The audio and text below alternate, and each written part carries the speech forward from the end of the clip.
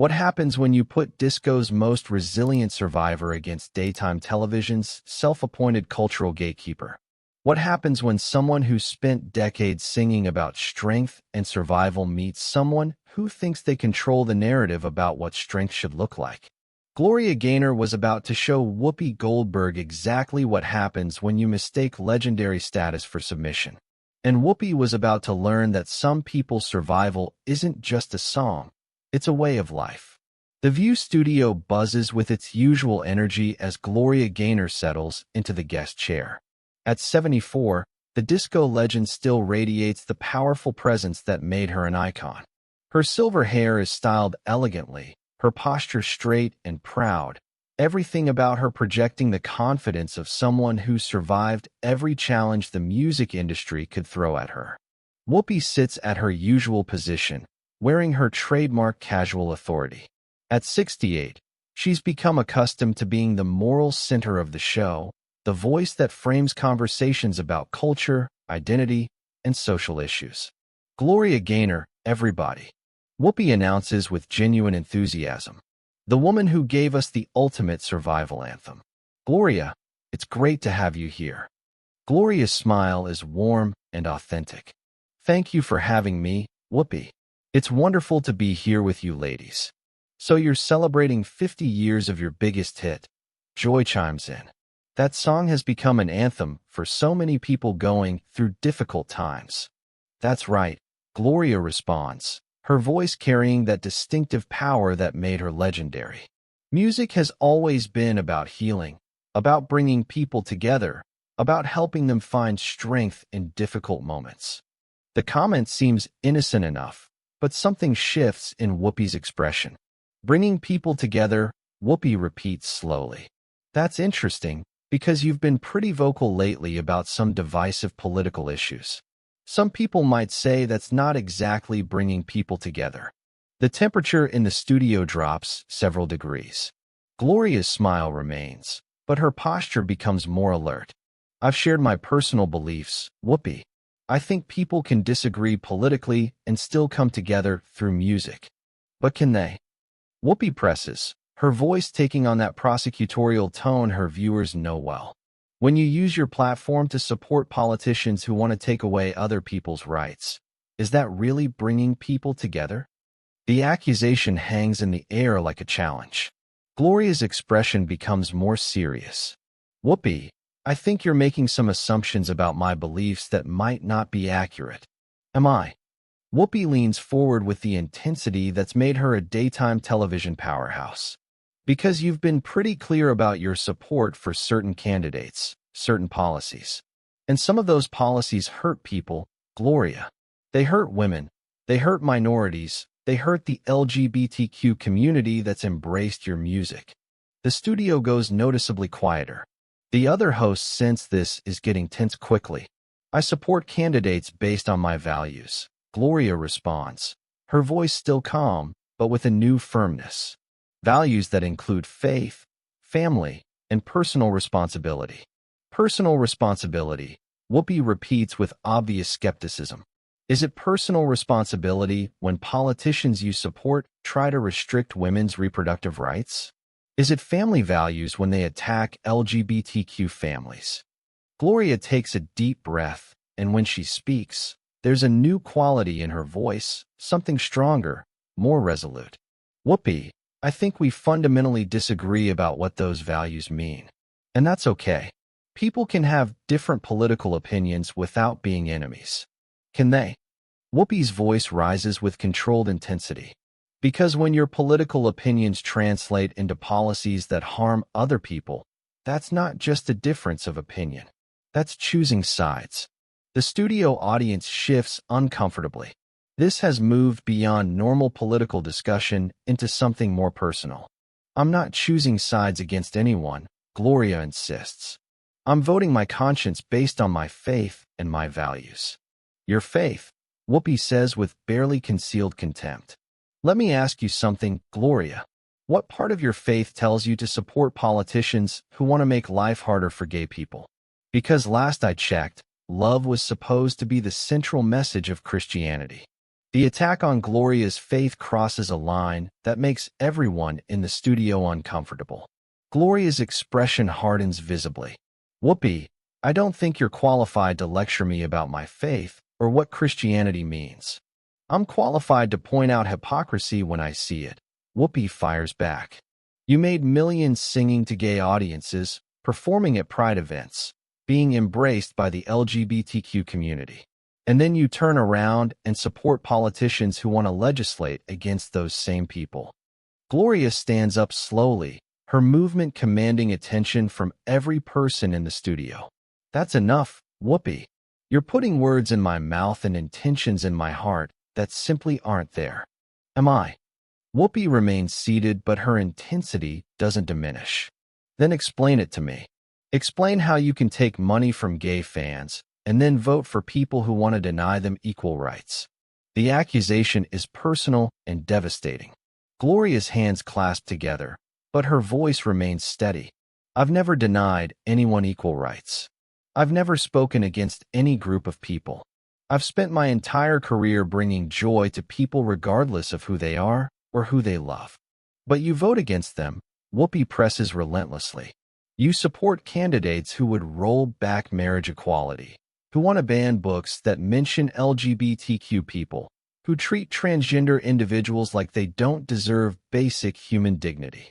Gloria walks around the coffee table, moving with the dignity of someone who's faced worse attacks than this. You know what, Whoopi? This is exactly what's wrong with political discourse today. You can't just disagree with someone. You have to demonize them, question their character, make them into monsters. Her voice grows stronger with each word. I've lived my life with love and respect for all people, but I refuse to be bullied into abandoning my personal beliefs because they don't align perfectly with yours. The studio is electric with tension. This has gone far beyond normal daytime television into something that feels dangerous. This isn't bullying, Whoopi responds, but her voice lacks its usual confidence. This is accountability. When you have a platform, when you have influence, your choices matter. My choices do matter, Gloria agrees. And I choose to vote my conscience, practice my faith, and love all people regardless of their lifestyle choices. But I won't be shamed for having traditional values. Whoopi's face flushes with anger. Traditional values? Is that what we're calling discrimination now? I'm calling them my values, Gloria responds with devastating calm. The same values that helped me survive abuse, addiction, career setbacks, and every other challenge life has thrown at me. She faces the cameras directly, speaking to millions of viewers with the authority of someone who's earned her wisdom through experience. Ladies and gentlemen, what you're witnessing is someone trying to shame me for not conforming to their political worldview. Someone who thinks that because I'm a performer, I owe them my political soul. Her voice carries the power that made her legendary. But I don't owe anyone my beliefs. I don't owe anyone my vote. And I certainly don't owe anyone an apology for living according to my faith. Whoopi tries to interrupt, but Gloria's momentum is building. I've spent 50 years in this business. I've seen trends come and go, politics change, social movements rise and fall. But the one constant has been music's power to bring people together despite their differences. She looks directly at Whoopi with something approaching pity. Until people like you decided that political conformity was more important than musical unity. Until you decided that artists who don't think exactly like you don't deserve respect. The observation hits Whoopi like a physical blow. For the first time, she looks genuinely uncomfortable. That's not what I'm saying, Whoopi defends weakly. That's exactly what you're saying, Gloria responds with authority earned through decades of experience. You're saying that because my political beliefs don't match yours, I'm a hypocrite. You're saying that my faith makes me a bigot. You're saying that my values make me unworthy of the love my fans have shown me. She grabs her purse from beside her chair, preparing for her exit. But here's what you don't understand, Whoopi. Survival isn't just about getting through hard times. It's about maintaining your integrity when people try to tear it down. It's about standing for your principles when it's easier to just go along. As she puts on her jacket, Gloria delivers her most powerful statement. I survived an abusive marriage, a gambling addiction, career ups and downs, and every challenge this industry could throw at me. And I did it by staying true to my values, my faith, and my belief that people can love each other despite their differences. The studio is completely silent as she continues. I'm not going to let anyone, not you, not the media, not social media mobs, convince me that my beliefs make me a bad person. I know who I am. I know what I stand for. And I know that God's love is bigger than political divisions. Whoopi makes one last desperate attempt to maintain control. Gloria, you're being dramatic. No, Whoopi. What's dramatic is attacking someone's faith and character because they vote differently than you do. What's dramatic is trying to shame a 74-year-old woman for having traditional values. Gloria walks toward the exit, then turns back one final time. To everyone watching who's been told that your faith makes you a bigot, that your traditional values make you backward, that your political beliefs make you a bad person, don't believe it. You can love people and still have standards. You can be accepting and still have boundaries. You can be kind and still have convictions. Her voice carries across the studio with absolute conviction. And you never have to apologize for believing in something bigger than politics. You never have to abandon your faith to prove your tolerance. You never have to change your values to earn someone else's approval. She looks directly at Whoopi for the last time. I will survive this attack on my character just like I've survived everything else. Because survival isn't just a song, Whoopi. It's a way of life. The moment Gloria disappears from frame, the studio erupts in chaos. Whoopi sits in stunned silence, clearly unprepared for such a principled defense of traditional values. The other hosts exchange worried glances, unsure how to process what they've just witnessed. For 30 seconds, nobody speaks. The dead air stretches across daytime television like an indictment of political intolerance. Finally, Whoopi manages to whisper, "We'll be right back after this." But the damage is done. Within minutes, clips are viral across every social media platform. Hashtag Gloria versus Whoopi explodes into trending territory, but the response is unlike anything anyone expected. Instead of the usual political divide, people from across the spectrum are supporting Gloria's right to her beliefs without being demonized. Comments pour in from viewers who are tired of being told their faith makes them bigots, tired of being shamed for traditional values, tired of political conformity being demanded from entertainers. The interview becomes a watershed moment in celebrity political discourse.